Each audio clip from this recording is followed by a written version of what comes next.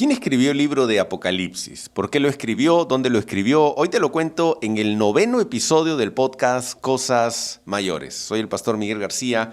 Yo te voy a contar acerca de este fascinante libro de Apocalipsis, ¿no? Uno de los libros más conocidos que se ha hecho viral, sobre todo en estos tiempos. Yo te voy a tratar de contar varios detalles acerca de cosas básicas que están en el libro de Apocalipsis y que nos dan mucha información acerca de las preguntas básicas de ¿por qué se llama Apocalipsis, por ejemplo? El nombre está en el inicio, ¿no? El inicio del libro dice el libro de la revelación de Jesús. Así se llama el libro. La palabra Apocalipsis realmente significa revelación. Ya con los años ha tenido otro significado, ¿no? Porque cuando uno empieza a ver el contenido y todos los sucesos, las cosas trágicas que ocurren al final de los tiempos, la palabra ha tenido otro significado, ¿no? Ya cuando uno escucha la palabra Apocalipsis, escucha y dice, ¿no? Trágicos finales, que van a pasar cosas muy difíciles, muy duras, pero la verdadera palabra Apocalipsis, la palabra significa revelación y está en el inicio el libro de la revelación de Jesús. ¿Quién lo escribe? El apóstol Juan. El apóstol Juan lo escribe y él lo escribe en el año 90-95 después de Cristo, ya casi al final, terminando el primer siglo, y se cree que es el último libro escrito de la Biblia. Es probablemente el último libro escrito de la Biblia. Él lo escribe ¿dónde? En la isla de Patmos. Él lo dice ahí en el libro, ¿no? Estaba yo en la isla de Patmos, porque el apóstol Juan, por ser cristiano y ante la persecución del Imperio Romano, es deportado en esta isla de Patmos, es una isla griega, que queda realmente hoy entre Grecia y Turquía. Es una isla hoy donde hay gente, vive gente, hay una autoridad, hay casas, hay diferentes cosas, hay una iglesia ahí y esta isla hoy queda al frente de la ciudad de Éfeso. Y la pregunta es, ¿por qué se escribe este libro? Y este libro básicamente se escribe porque Jesús quería darle un mensaje a 7 iglesias. Y ahí uno encuentra algo bien interesante, porque nosotros creemos que todos los libros de la Biblia fueron escritos por hombres, pero inspirados por Dios. Pero el libro de Apocalipsis tiene un nivel mayor, porque no es un libro solamente inspirado por Dios, es un libro dictado por Jesús. Cuando Jesús se le aparece a Juan, estando él en la isla de Patmos, él le dice, escribe lo que yo te voy a decir. O sea, no es un libro que Juan escribió inspirado por Dios, sino Jesús le hablaba a Juan y Juan iba escribiendo, le estaba dictando el mensaje a las famosas 7 iglesias que hoy en el mapa uno las encuentra todas dentro de Turquía, ¿no? La iglesia de Éfeso, la de Esmirna, la de Pérgamo, Tiatira, Sardis, Filadelfia y la Odisea. La más famosa era Éfeso, tiene la famosa carta a los Efesios y está la otra famosa carta perdida del apóstol Pablo, que es a la iglesia de la Odisea.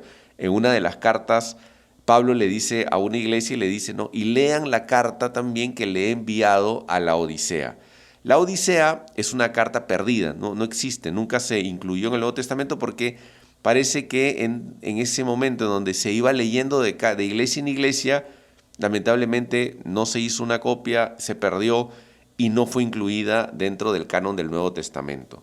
Entonces, el por qué se escribe el libro de Apocalipsis, porque Jesús quería darle un mensaje a las 7 iglesias, pero solo el mensaje está dentro de los primeros 3 capítulos.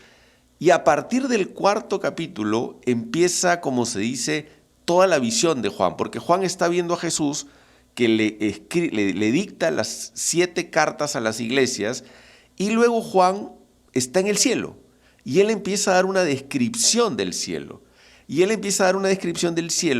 Y es una descripción muy parecida, pero mucho más detallada de lo que escribe Isaías y Ezequiel, 2 profetas del Antiguo Testamento que también al parecer habían estado allí.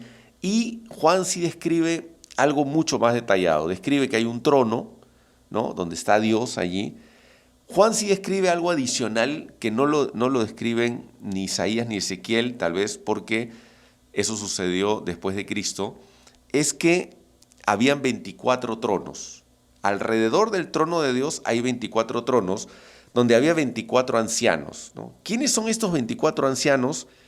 La Biblia no lo explica, pero la interpretación más común que podrían ser es que son los 12 patriarcas, los hijos de Jacob, los patriarcas de Israel y los 12 apóstoles de Jesús. ¿Por qué? Porque son seres humanos, no son seres angelicales. ¿Y por qué? Porque allí mismo uno de los ancianos dice, y está escrito en Apocalipsis, donde él dice, digno es el Cordero que nos ha redimido con su sangre delante de Dios. O sea, ningún ángel fue redimido por la sangre de Jesús, solo los seres humanos. Entonces, uno de los 24 ancianos, al decir eso, nos dice que son seres humanos, o fueron seres humanos y hoy están delante de Dios. Son los 24 ancianos. También habla que delante del trono había 7 candelabros y había los famosos 4 seres vivientes, que también lo describe Ezequiel mucho más detallado. Solo que hay una diferencia entre lo que dice Juan, porque son dos maneras de ver.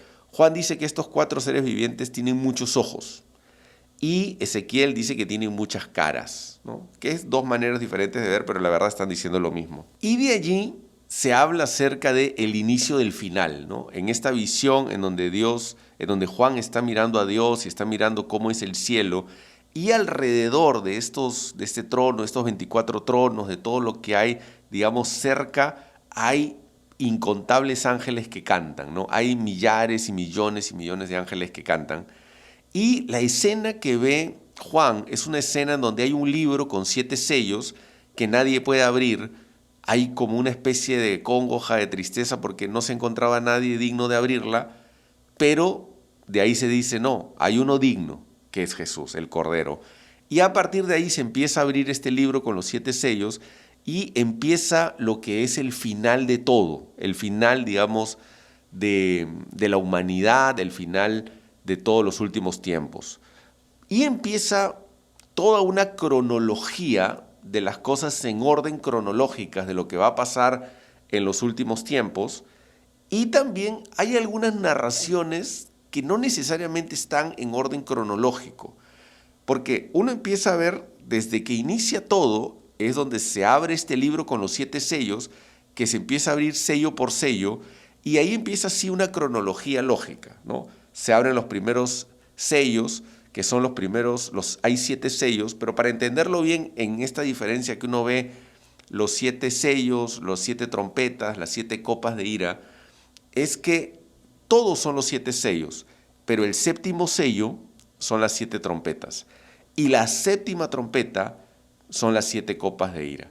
Entonces hay una cronología donde empieza como a venir los juicios de Dios a la humanidad, a todos los pecadores, y de allí hay lo que se conoce como las bodas del Cordero, ¿no? Se habla ahí, va narrando las bodas del Cordero, que es este encuentro de la iglesia con Jesús, ¿no? Luego hay la segunda venida de Jesús, que viene en esta famosa batalla de Armagedón, donde se juntan el falso profeta, la bestia, que ni el falso profeta ni la bestia son el diablo. Y ahí hay una explicación clara en el Apocalipsis, porque el falso profeta y la bestia son echados en el lago de fuego y azufre, pero el diablo no, el diablo es apresado por 1000 años, ¿no? Porque Jesús viene a la tierra, y no es que cuando Jesús venga a la tierra se va a acabar el mundo, no, lo dice muy claro el Apocalipsis. Jesús regresa y va a estar reinando en la tierra por 1000 años. 1000 años va a estar reinando en la tierra. Habla ahí acerca del milenio. Luego del milenio está la famosa donde el diablo es soltado, va a engañar, va a haber otra rebelión. Y ahí sí, ya definitivamente el diablo va a ser vencido y va a ser echado en el lago de fuego y azufre, donde está la bestia y el falso profeta.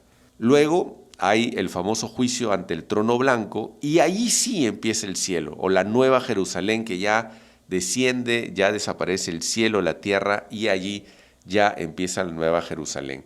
El libro de Apocalipsis tiene una bendición y tiene una maldición. La bendición dice, bienaventurado todo aquel que lee el libro de Apocalipsis, todo el que lee y guarda lo que está escrito en este libro. Es interesante, ¿no? Y también dice que hay una maldición. ¿Maldición para quién? Para todo el que añada o para todo el que quite. Si tú añades algo al libro de Apocalipsis o quitas algo del libro de Apocalipsis, va a pasar algo terrible. Dice la Biblia que esa persona, su nombre será quitado del libro de la vida. Así que hay que tener mucho cuidado. Yo me imagino los que copiaban el libro de Apocalipsis debían tener un temor de Dios para lo que estaban escribiendo y se que iba traspasando de generación en generación. Hubo una polémica en los años 100, entre el año 100 y el año 200, si el libro de Apocalipsis realmente había sido escrito por el apóstol Juan. Y empezó a haber esa polémica, pero era un libro muy leído en la iglesia. Estaba muy leído, se habían hecho las copias, los manuscritos se iban leyendo y fue el libro más polémico para ser incluido en el canon del Nuevo Testamento por esta polémica y por esta versión, pero al final había mucha tradición de que era un libro que escrito por el apóstol Juan, ¿no? Porque decían que no, que lo había escrito otro Juan, no, pero era claramente escrito por el apóstol Juan. Por eso fue aceptado en el canon del Nuevo Testamento. Es un libro que tiene muchísima simbología. Es un libro muy difícil de entender porque tiene historias en las cuales no necesariamente uno los puede ubicar dentro de la cronología, ¿no? Parece que empieza a abrirse los sellos, pero de ahí hay historias donde parece que hablan del nacimiento de Jesús, ¿no? Donde hay un capítulo de la mujer y el dragón y parece que están hablando del nacimiento de Jesús, o sea, de cosas que estaban pasando, que habían pasado hace 2000 años, ¿no? De ahí hay historias donde uno parece que no los puede ubicar claramente dentro de la cronología, pero sí está claro que el gran mensaje del libro de Apocalipsis es que Dios tiene el control de todo, de que Dios va a vencer al final, de que Dios ha redimido a la humanidad y que de verdad es un libro de buenas noticias para la iglesia, pero es un libro de malas noticias para todos aquellos que están apartados de Dios. Porque la verdad es que lo que va a suceder en la tierra va a ser muy difícil, ¿no? Cuando uno va leyendo cada sello que se abre, cada trompeta que se abre, cada copa que se abre, es bastante complicado lo que se va a venir para la humanidad. Y algo que es interesante verlo es en qué lugar el libro de Apocalipsis ubica el famoso rapto o arrebatamiento. Porque hay las diferentes versiones, que el rapto va a ser antes de todo, hay otra versión que dice que el rapto es a la mitad de todo, y está la famosa también posición de que en verdad el rapto va a ser al final, ¿no? Entonces, ¿dónde está el rapto en el libro de Apocalipsis? Eso te lo voy a contar en el episodio 10 del podcast Cosas Mayores. Así que espero que puedas compartir todo lo que te hemos enseñado el día de hoy, aprendiendo un poco del libro de Apocalipsis. Y en el siguiente episodio, el último episodio de la primera temporada, episodio 10, voy a seguir hablando del libro de Apocalipsis y vamos a hablar del rapto. ¿Dónde está en el libro de Apocalipsis? ¿Antes, al medio o al final? Así que no te lo pierdas. Nos vemos.